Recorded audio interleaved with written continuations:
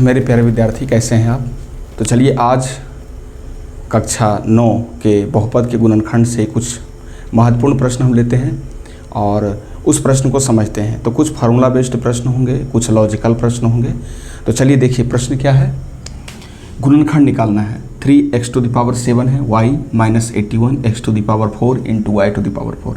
अब सबसे पहले जब कॉमन लेने का बात है या गुणनखंड जब निकालेंगे, इसका फैक्टर निकालेंगे, तो क्या करेंगे सबसे पहले कि हम देखेंगे कॉमन क्या जा सकता है। तो एक चीज़ आप जानिए कि 3 के टेबल में 3 भी है और 81 भी 3 से डिविजिबल है। तो हम क्या करते हैं, 3 को तो कॉमन ले सकते हैं। x में सबसे छोटा पावर यहाँ कितना है, तो 4 है, तो x⁴ भी आप कॉमन ले सकते हैं। y पर पावर 4 यहाँ है, यहाँ y पे पावर 1 है, तो आप मिनिमम पावर जो है उसको कॉमन ले लीजिए। तो हम y कॉमन लेते हैं। तो देखिए क्या बचा यहाँ पे, 3 तो कॉमन जा चुका, x⁷ में से x⁴ कॉमन ले लिए, तो x³ बचा। अब माइनस, कॉमन का मतलब ही होता है डिवाइड कर देना। तो 81 में अगर हम 3 से डिवाइड करेंगे तो कितना होगा, 27 हो गया। अब x⁴ तो कॉमन हो गया। y पर पावर 4 में अगर y पे पावर 1 हम कॉमन लेते हैं तो y पर क्यूब बचेगा।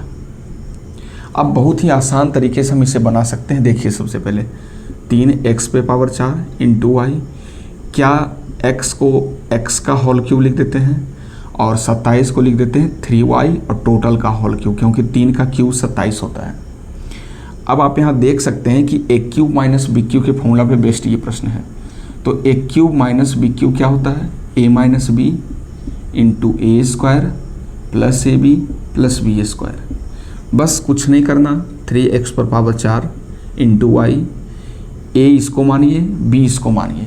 तो क्या कर रहा है, a - b। तो देखिए a के क्या है, x - b है 3y, तो a - b इंटू a²।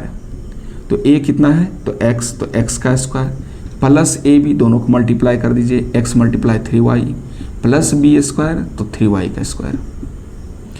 तो 3x⁴ into y, x - 3y into x² plus 3xy और 3 का स्क्वायर होता है 9y²।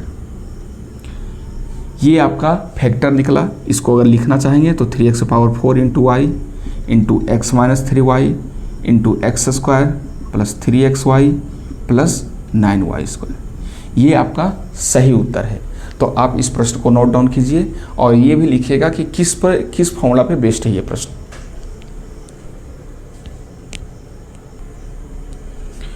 तो चलिए अगला प्रश्न आप देख रहे होंगे, x पे पावर 6 माइनस y पर पावर 6। तो ये भी हम a³ - b³ के फॉर्मूले पे बना सकते हैं। तो देखिए क्या है, x पे पावर 6 को हम क्या लिख सकते हैं, x² पर पावर 6 x² पे पावर 3, क्योंकि हम जानते हैं x⁴m और इस पे अगर पावर n हो तो ये मल्टीप्लाई हो जाता है m × n। तो 3 और 2 मल्टीप्लाई हो जाएगा तो कितना हो जाएगा, 6। ठीक उसी प्रकार y² का क्यूब कर देते हैं। तो देखिए अगर हम इसको a मान लेते हैं, ये टर्म b हो जाता है, तो a³ - b³ क्या हो जाएगा, a - b into a² plus ab plus b²। तो क्या कर सकते हैं यहाँ पे, देखिए सबसे पहले a - b। तो a क्या है, देखिए ये जो पूरा हम कॉन्सेप्ट बता रहे हैं, ये पूरा बेसिक से हम बता रहे हैं। जैसे 8 क्लास से 9 क्लास में अगर कोई बच्चे आते हैं तो उन्हें बताया जाता है, ठीक उसी प्रकार आपको बताया जा रहा है। तो आप आराम से समझिए। ज़्यादा प्रश्न सॉल्व करने से अच्छा है कि 1-2 प्रश्न को कई बार सॉल्व करें, कॉन्सेप्ट को समझें, तब आप आसानी से कई सारे प्रश्न को बना सकते हैं। तो चलिए देखिए क्या है, a³ - b³ a - b। तो a देखिए क्या है, ये पूरा टर्म आपका a है, तो a लिख दिए यहाँ पे। देखिए यहाँ पे a है ना, तो a के स्थान पे लिख देंगे x² माइनस b, तो यहाँ b है, देखिए नज़र आ रहा है b, तो b के स्थान पे y², तो a - b हो गया इंटू a²।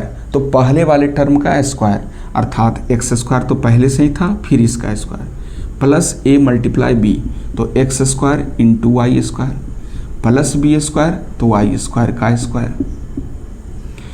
अब x² - y² हम लिख देते हैं इंटू x⁴, क्योंकि अभी हमने लिखा है फॉर्मूला m पे पावर n अगर हो तो मल्टीप्लाई होगा, plus x² into y² plus y to the power 4। एक चीज़ और बताइए, a square minus b square क्या लिख सकते हैं? A square minus b square को a plus b into a minus b, तो हम इसका भी फैक्टर निकाल सकते हैं।